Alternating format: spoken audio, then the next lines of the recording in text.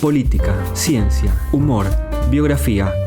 Maneras de abordar el mundo real página tras página. Libros imprescindibles que nos hacen pasar del caos al aprendizaje, del hecho a su interpretación. Todo está ahí, para ayudarte a entender la realidad. Bienvenidos al podcast de No Ficción. No Ficción, un podcast de Penguin Random House, grupo editorial, sobre libros que revelan las historias más deslumbrantes. Presentado por Patricio Zunini.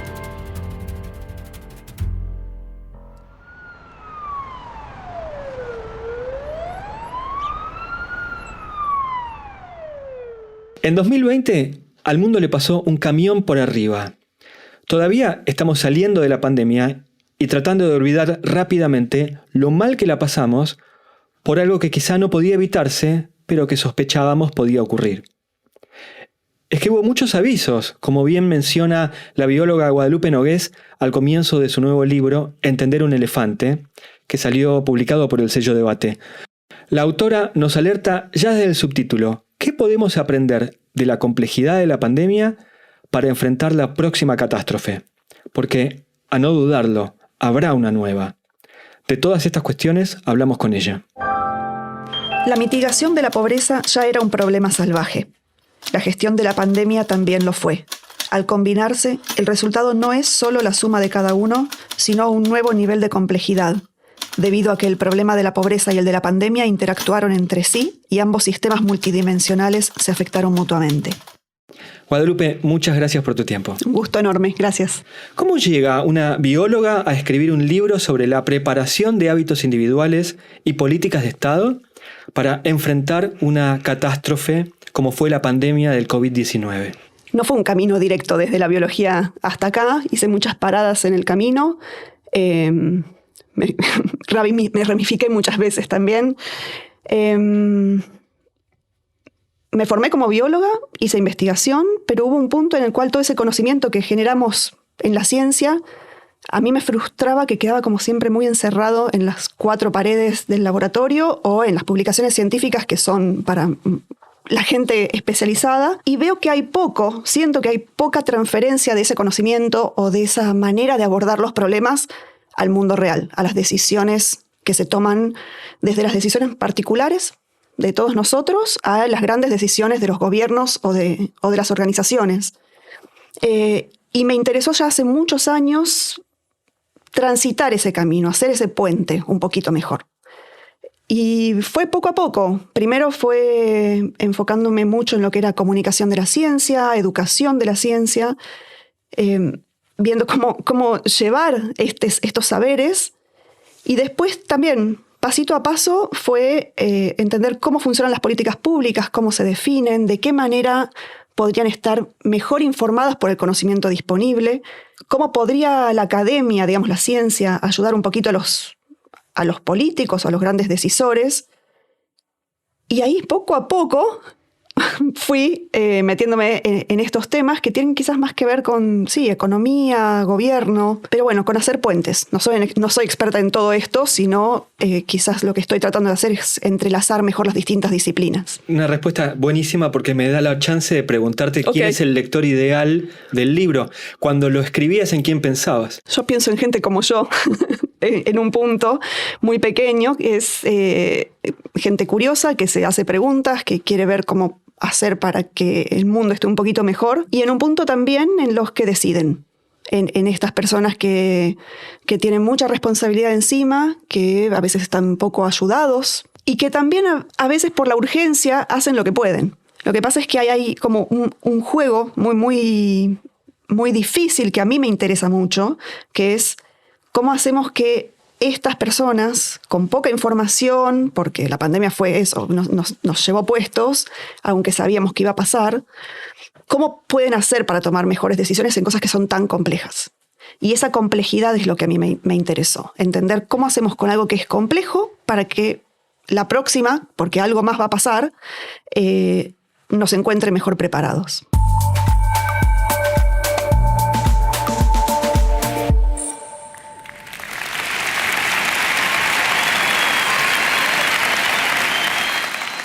Tengo un temita con la verdad y con las conversaciones. En 2019 diste una charla TED en la que hablabas acerca de cómo la gente o el ciudadano de a pie, nosotros, podemos sostener una convicción aún a pesar de las evidencias. El ejemplo que dabas era el de una estudiante que no quería vacunarse.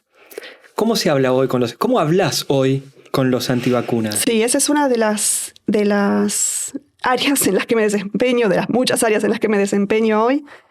Hay muchas sutilezas que obviamente en el formato de una charla TED no se pueden hacer, pero tiene que ver con, primero, el ejemplo de vacunas, y esto fue en la prepandemia cuando yo lo planteaba, ¿no? Para las vacunas normales, ni siquiera pensando en términos de COVID, porque no existía. Hay mucho conocimiento muy sólido sobre cómo previenen enfermedades, cómo estamos mucho mejor, muchísimos millones de vidas salvadas por año gracias a las vacunas, pero sabemos que hay gente que desconfía, decide no vacunarse. Algunos son antivacunas muy, muy fuertes, que se niegan. Otros tienen posturas más de duda. Hay esos matices que son súper, súper relevantes para poder hablar con ellos. Y para poder hablar con ellos, que es una de esas cosas que hago, ahí descubrí a los golpes, que tenía mucho más que ver con cómo acercarnos de persona a persona, con cómo poder escuchar cuáles eran las preocupaciones de esa persona, entender de dónde venía esa desconfianza, porque quizás se debía a una cuestión, por ejemplo, religiosa, a una cuestión ideológica en otro eje, o había tenido una mala experiencia de vacunación antes y entonces no le gustaba. Hay gente que le tiene miedo a las agujas, o sea, cosas muy básicas que no tienen... Y cada una de esas situaciones es diferente. Y hablar con cada uno de ellos es algo diferente. Entonces necesitamos mucho más entrenamiento en escucha, empatía y también como una introspección de saber y de sentir y de aceptar que quizás nosotros somos esa persona que no está aceptando una evidencia. Porque no siempre está el problema en el otro, sino ahí hay algo que no anda. Entonces, eso requiere mucho trabajo personal y es incómodo. Y a mí eso me pareció muy interesante y un desafío tremendo. Desde nuestra perspectiva personal, intensa y corta, esta pandemia fue dificilísima. Pero si la miramos con un ojo más o menos histórico, descubrimos que tuvimos suerte, o al menos suerte relativa. Esta nueva enfermedad podría haber sido mucho más contagiosa o mucho más mortal, o ambas cosas a la vez. ¿Quién sabe cómo será la próxima? Tenemos que pensar en términos de problemas salvajes. En el libro hablas de dos tipos de problemas, los problemas domesticados y los problemas salvajes. Y decís que los salvajes son los más difíciles de resolver. ¿Podrías contarnos un poco la tipología de estos dos tipos de problemas? Tuve que pensar cómo contar esto. Bueno, por supuesto, hay mucha bibliografía al respecto. Me gustó esta clasificación de decir, bueno, hay problemas que podemos decir que están domesticados, en el sentido de que son como perritos que sabemos, ¿no? Les hacemos un mimito en el cuerpo y van a acurrucar, se van a responder de una manera que podemos predecir, ¿no? Ese tipo de problemas pueden ser súper complicados en el sentido de que quizás necesitan muchos recursos, muchos saberes, que pueden ser, por ejemplo, cómo hago para construir un edificio de 100 pisos. Yo no lo puedo hacer, pero hay gente que puede, ¿no? Y sabemos cómo se hace. La humanidad ya resolvió ese problema. Eso es un problema domesticado. Lo otro, los problemas salvajes me gusta lo de salvajes porque tiene que ver con esto de no sabés, ¿viste? Por ahí parece que está todo bien, te acercás y te muerde, ¿no? O decís, no, para mí a este problema lo vamos a resolver si hacemos esto por este costadito. Y después hacemos eso con la mejor voluntad y termina una vuelta en donde eso que hicimos para solucionar el problema quizás hasta termina empeorándolo.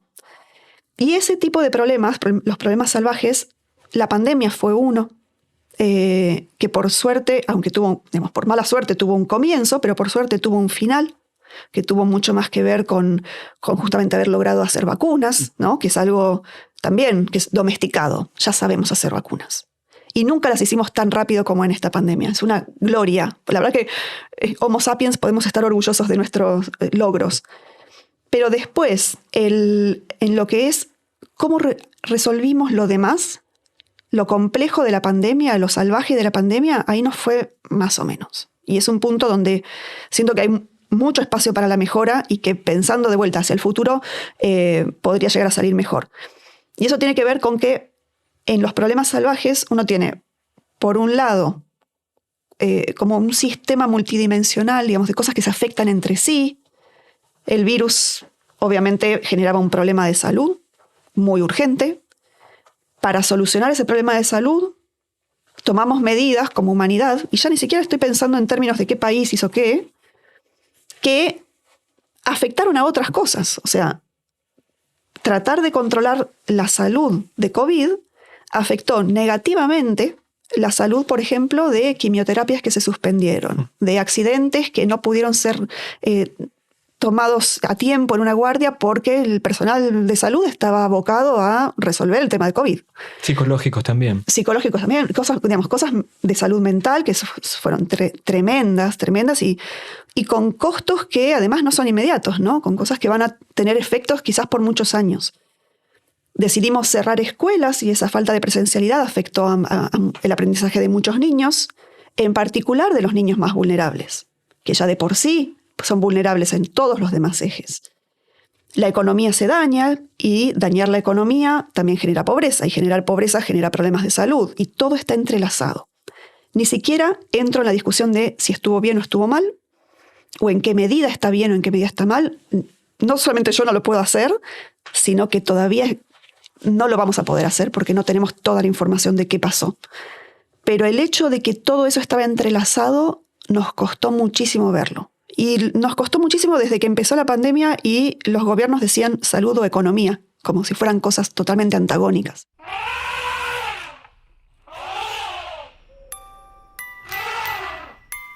Seis ciegos que no sabían cómo era un elefante decidieron tocarlo para entender su forma. El primero acarició la trompa y dijo que un elefante era como una serpiente gorda. El segundo palpó una oreja y le pareció que era similar a un abanico. El tercero exploró una pata, por lo que concluyó que un elefante era como el tronco de un árbol. El cuarto se topó con el cuerpo y eso lo llevó a dictaminar que el animal era parecido a una pared. El quinto tocó la cola y así interpretó que era como una soga. Por último, el sexto palpó un colmillo y con esa información dijo que era como una lanza. ¿Podemos saber cómo es un elefante si nunca vimos uno y somos ciegos? El elefante es un animal maravilloso. Y un poco el elefante son estos problemas complejos, ¿no? Que si vemos una partecita parece súper sencillo. Decir, bueno, es un virus. Ya está. Cerremos todo y esperemos a que se pase. Bueno, no funcionó del todo. A la larga eso funciona, pero digamos, hubo muchísimos costos asociados que quizás no vimos venir. Y hay algo que me parece súper poderoso de la historia del elefante y los ciegos, que tiene que ver con, bueno, ok, cada ciego vio una parte, no entendió, era obvio, pero ¿cómo sí podrían haber entendido? ¿No? Y podrían haber entendido al elefante un poco mejor si hubieran, por ejemplo, si se hubieran cambiado de lugar y cada uno hubiera tocado otra parte. Si hubieran conversado entre sí, ¿no? Conversar, que es algo que perdimos tanto, o que sentimos que perdimos tanto, sobre todo en los últimos años, la capacidad de hablar con gente que piensa otra cosa, ¿no? Si hubieran podido desafiar lo que pensaban, eso también nos falta un montón. Decir, ok, yo pienso que este colmillo, o sea, esto es una lanza, y preguntar, ¿será una lanza? ¿Cómo puedo estudiarlo un poco mejor para averiguar si tengo razón o no? ¿No? Y bueno, esos son habilidades muy científicas en un punto, porque tienen que ver con entender esas partes y entenderlas mejor, y también son habilidades sociales, de compartir con el otro, de comunicarnos, de colaborar. Hay ahí un entrelazamiento entre distintas disciplinas, pero además con miradas sumamente diferentes y con maneras de actuar muy distintas, donde ahí tenemos el superpoder que estamos desaprovechando. Y entonces, un poco, digamos, el elefante, que como título, estoy muy contenta con ese título. debo confesarlo, al principio no estaba segura, pero ahora sí, me parece que refleja mucho de esto, ¿no? De cómo no entendemos a un problema complejo si lo vemos parcialmente, pero también de cómo sí podríamos entenderlo mejor si aprovechamos estas habilidades. Guadalupe Nogués es doctora en Ciencias Biológicas por la Universidad de Buenos Aires. Desde hace más de una década se dedica a la popularización de la ciencia, la comunicación y la promoción de métodos informados por la evidencia, tanto para la política pública como para organizaciones civiles y empresas. Da conferencias y escribe sobre temas de su especialidad. Es fellow asociada en la Fundación Bunge y Born en la Agenda de Vacunas. Es autora del libro Pensar con otros, una guía de supervivencia en tiempos de posverdad de 2018. También fue oradora TEDx Río de la Plata con la charla Cómo hablar con otros que piensan distinto en 2019.